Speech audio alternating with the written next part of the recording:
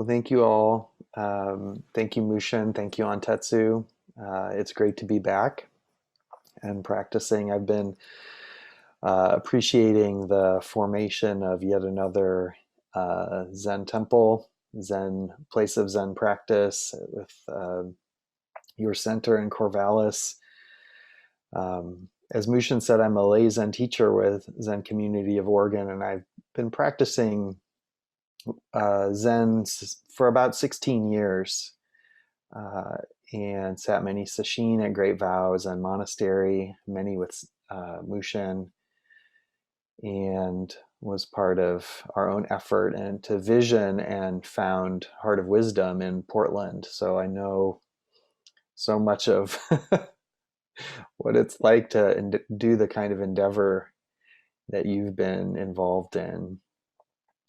And just a little bit for 22 years before that, I worked in the labor movement as a political organizer at the state and national level. Um, but since 2016, I've worked full time for our Sangha on administration. So doing all the things that it takes to uh, keep the nonprofit part of the Sangha going, especially when we have our monastery and all of that and our temple. And then as a teacher, I lead loving kindness practice every Friday from 7 to 8 p.m. And have been doing that since May. It's all online. So I wanted to come and talk tonight about a loving kindness practice and concentration practice as a virtuous cycle. And I found in my own experience that these two aspects of practice are mutually reinforcing, mutually deepening, mutually awakening. When we sit down to meditate, we notice our mind is busy. I'm sure you may have noticed that tonight. I certainly did. All the activity of the day tends to stir the mind up and get it moving, and we've been employing the mind in all kinds of ways to do what it takes to live a human life. But when we sit down to meditate, we notice that our mind is all over the place. Sometimes it's like a 3-year-old with a flashlight, going from this to that, really busy. And we can see that our mind is often goes to the future, planning on what we're planning, planning what we're going to do or what we're going to say.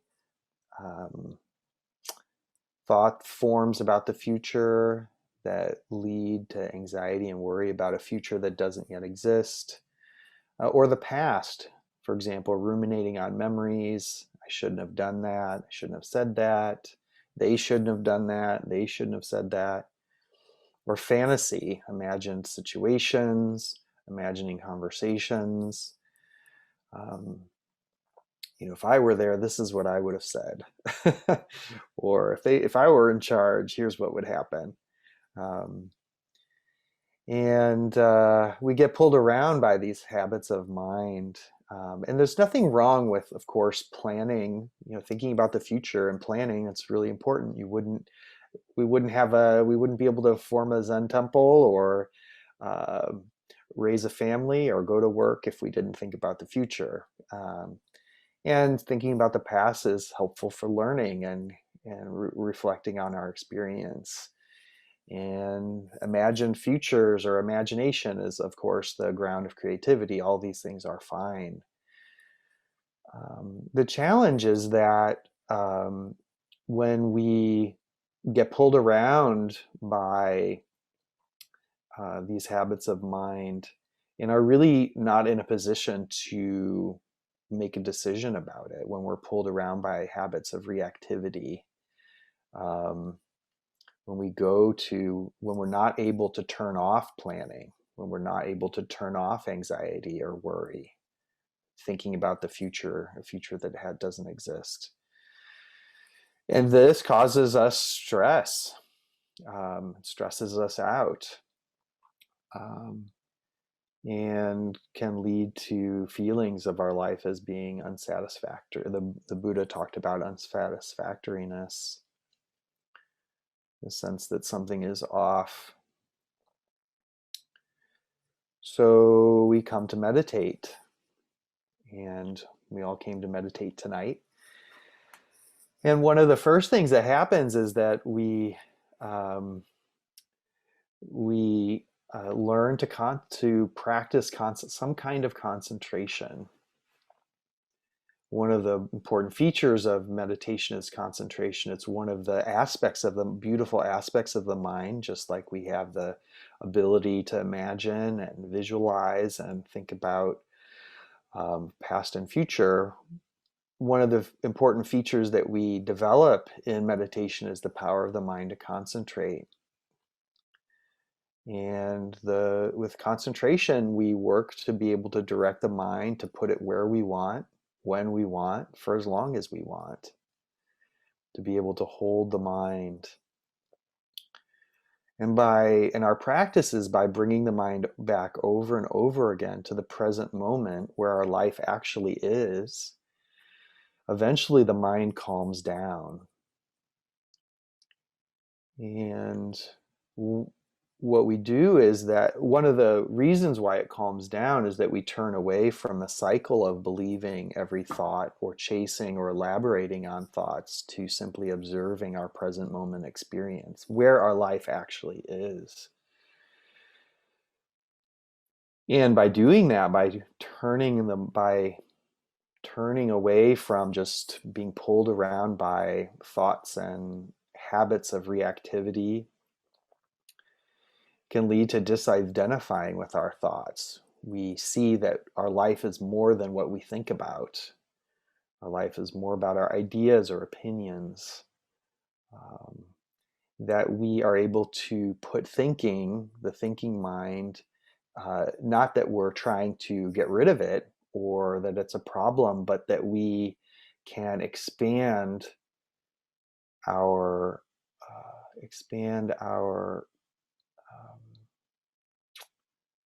sense of our experience. We're not so over-identified with our thoughts. So thoughts come and we let them go.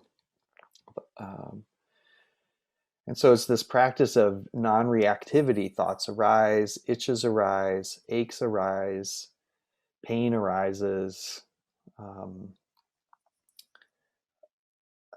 and we just stay with the practice.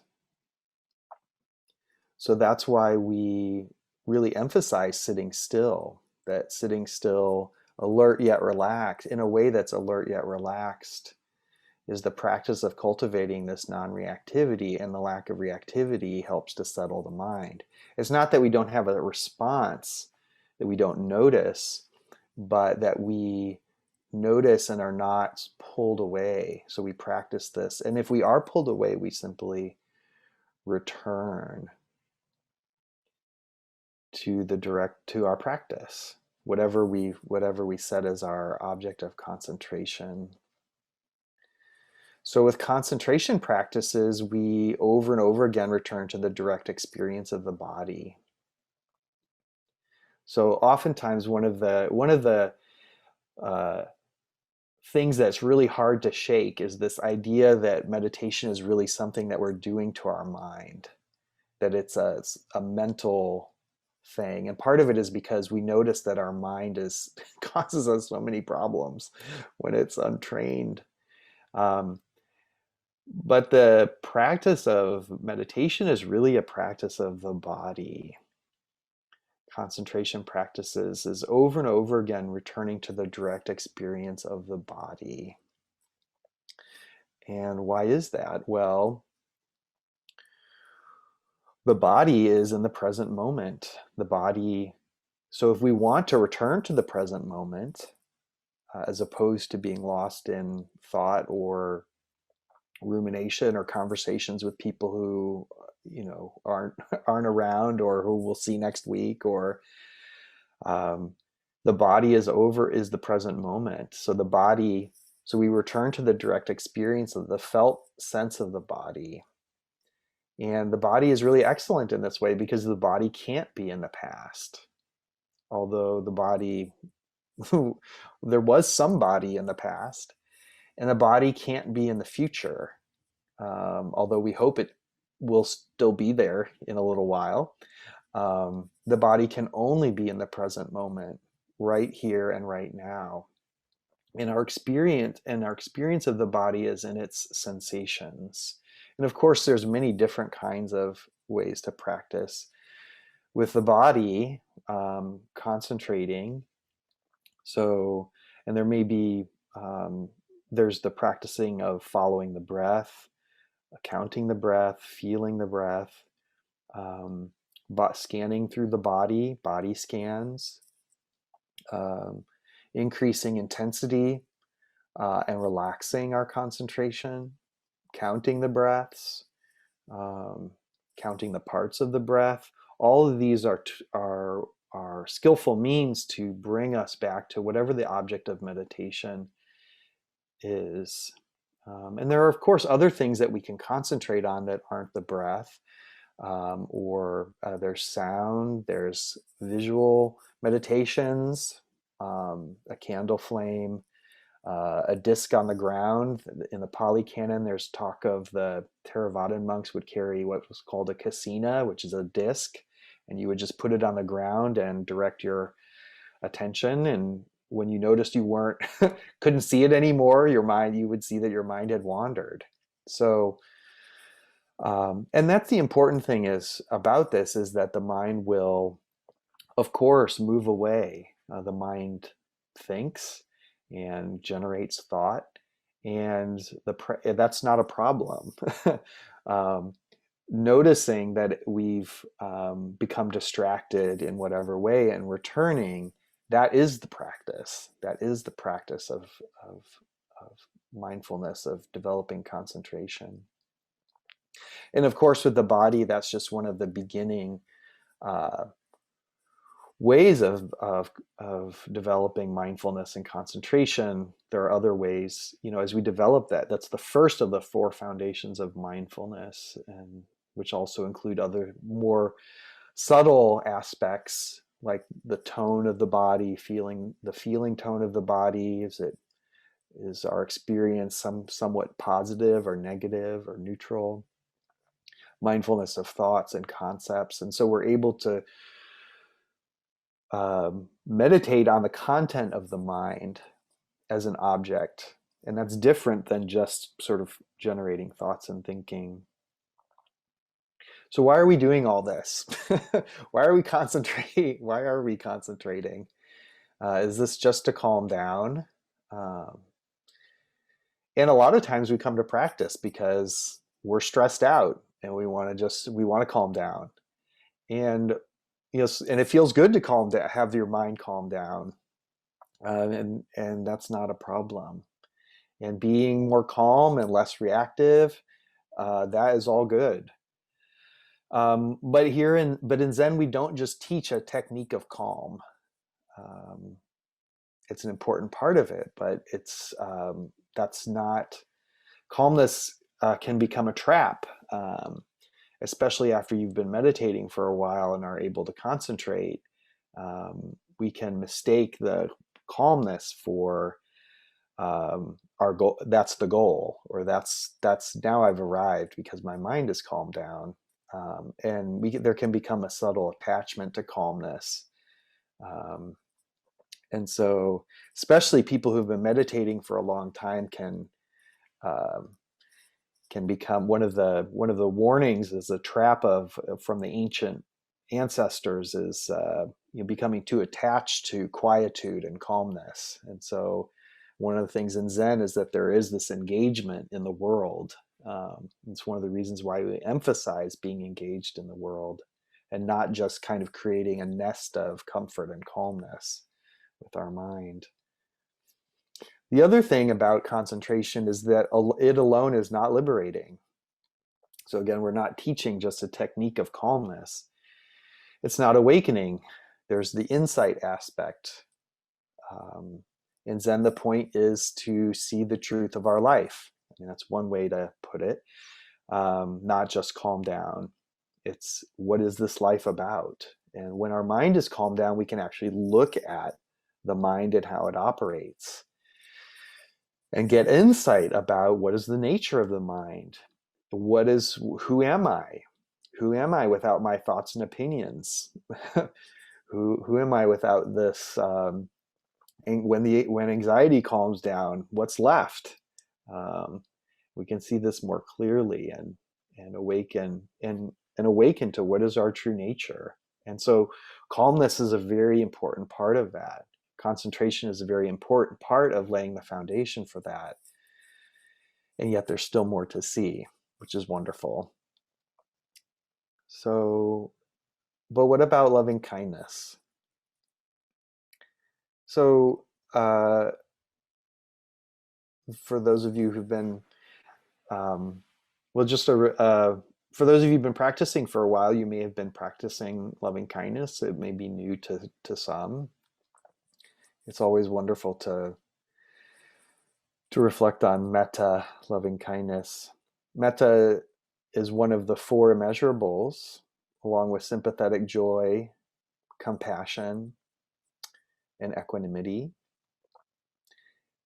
And I've would like to talk about metta as an important partner to concentration and it goes the other way.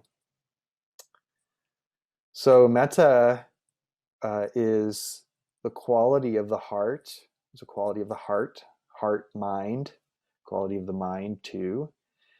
That is sometimes it's translated as friendliness or goodwill. Oftentimes we call it loving kindness. Um, it's the quality of the heart. It's a quality of the heart that we have access to, that all human hearts have access to, and it can be cultivated. And it needs to be cultivated because there's other aspects of the heart that also can be cultivated. Compassion and sympathetic joy. So we have access to it and can be cultivated and nurtured through our practice. And through this, we can cultivate a baseline of friendliness, friendly attitude, and goodwill. And just as we can nurse resentments, anger, grudges, we can also nurture their opposites, qualities of the heart that are friendly, wishing well, loving, and caring about ourselves and others. And there's really no limit. Um,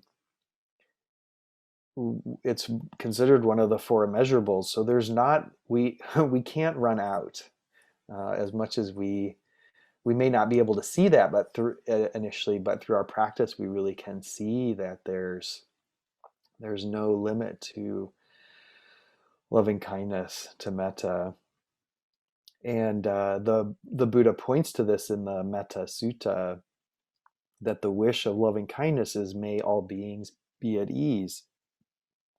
And that includes whatever living beings there may be, whether they're weak or strong, large or small, whether we can see them or not see them, whether they're underground or in the air.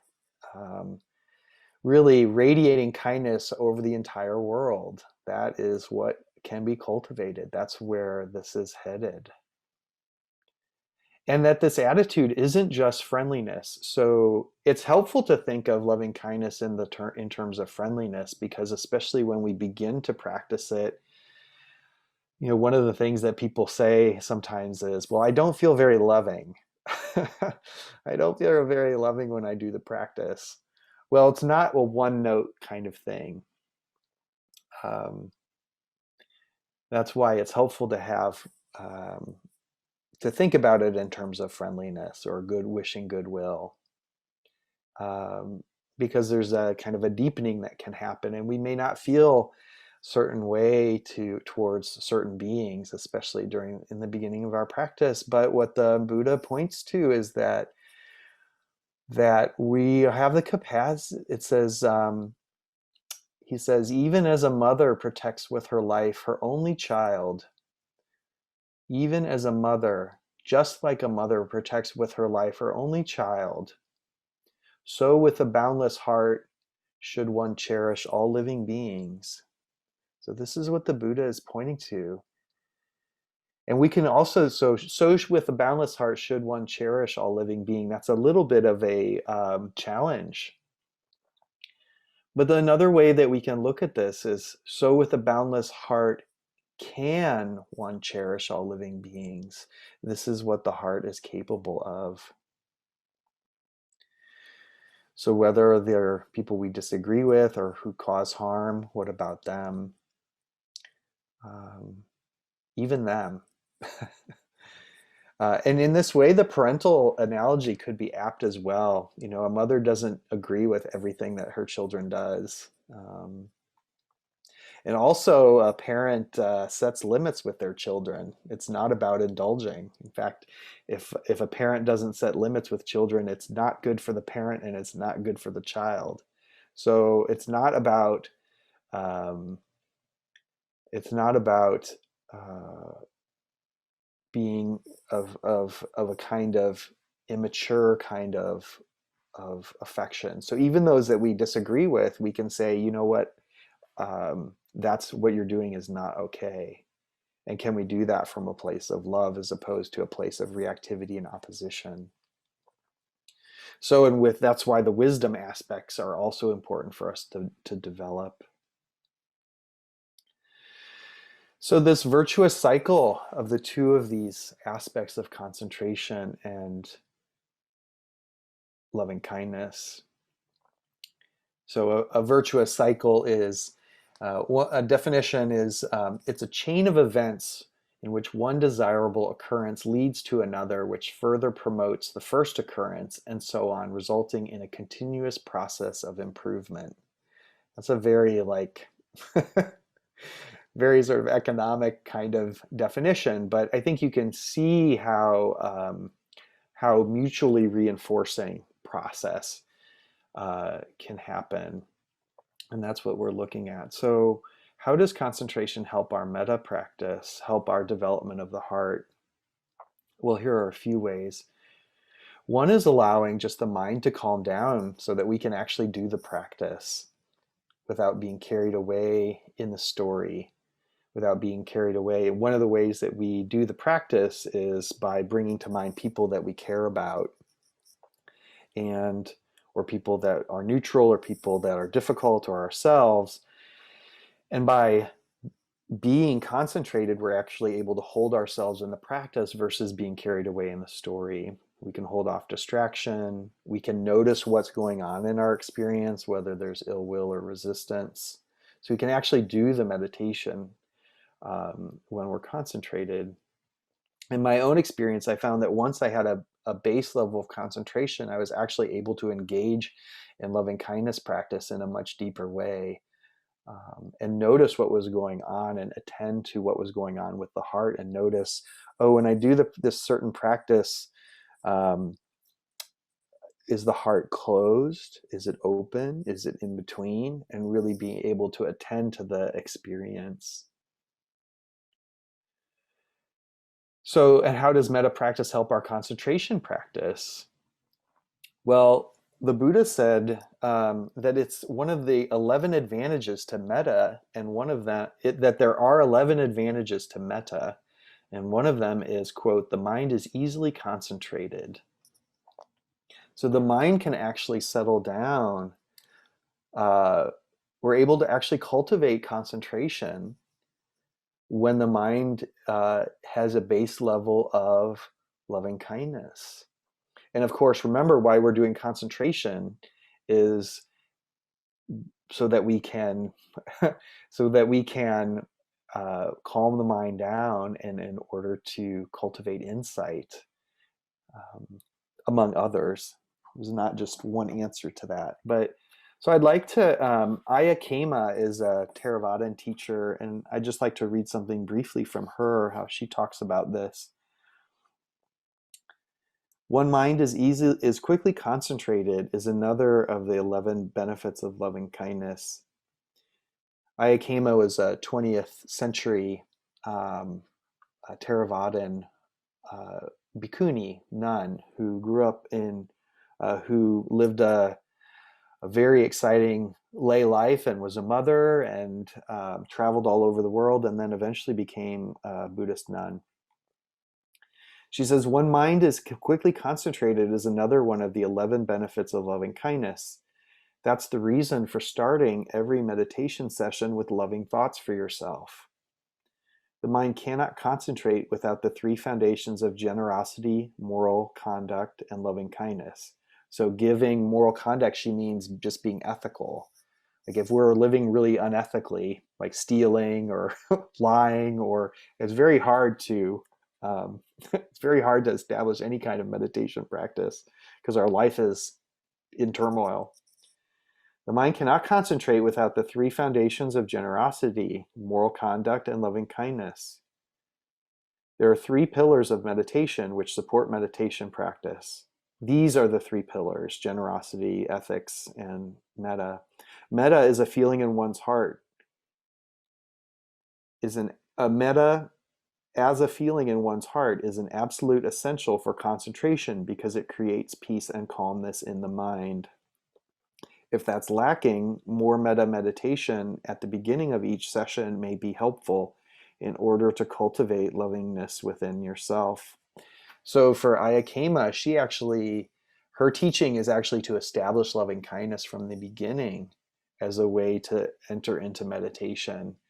And there's not sort of like the one way to do it. For me, I start with concentration and then enter into loving kindness practice. For Ayakema, she does it the opposite.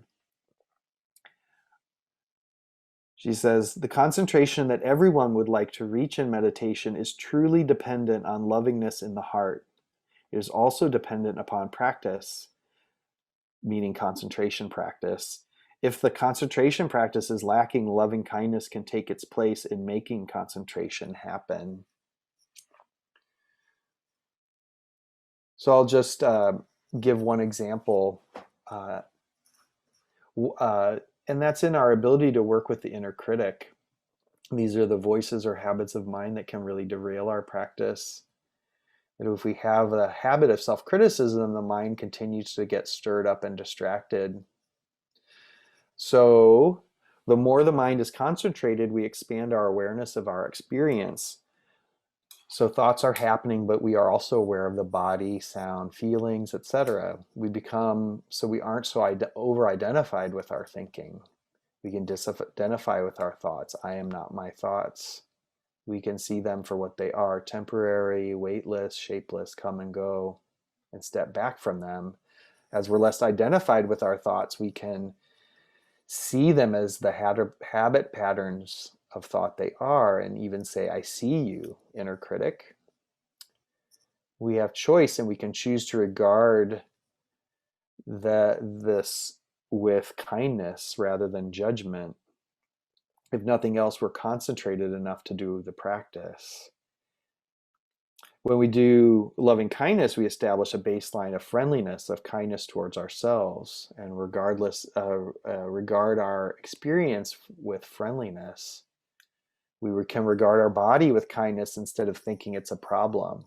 Oh, it's the aches or pain I'm having, or I can't sit still. Or we regard our difficulties with friendliness, saying, what can you teach me? What can this itch on my nose during this meditation practice, can it teach me? Rather than, oh, my practice was going great until my nose got itchy, or the dog walked through, or the cat sat on my lap. And when we aren't busy criticizing ourselves, it's easier to concentrate. So when we establish this baseline of friendliness towards ourselves, it's easier to concentrate because we aren't busy criticizing ourselves and evaluating our practice. We aren't adding hostility to our experience. So we can relax. And that makes it easier to concentrate. This is what Ayakema was talking about. So in this way, the more we're able to concentrate and hold the mind on the practice, the more I was able to practice metta. And the more I practiced metta, the easier it was to calm the mind. So calmness gets established, and it's easier to work with our tender heart. And the more we're able to regard our experience with kindness, the easier it is to concentrate. It opens up more and more until we can experience directly the vast awakened heart. The vast awakened heart, your vast awakened heart. So please continue to practice and see for yourself if this virtuous cycle of concentration and loving kindness can be part of your practice. Thank you.